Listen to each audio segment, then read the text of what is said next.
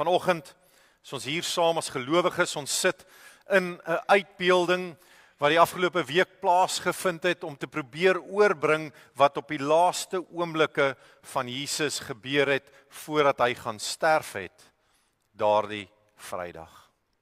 And I believe as we sit here, most of us have had an opportunity to move through these stations, and we realize that we tried our best to capture some of the moments, but it's not even close to the intensity of what happened on that Friday morning. The brutality that happened to Jesus of Nazareth. And that morning, a man was fulfilling the word of God. And because Jesus of Nazareth fulfilled so many prophecies, we know that he is the Christ, the Messiah, the promised one.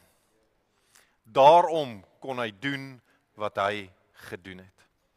Hy het aangehou om die skrif te vervul met sy laaste woorde en terwyl hy sterf het hy sy laaste energie gebruik om hierdie volgende gedeeltes met ons te kan deel. And so let me ask you this, whom you have buried a loved one.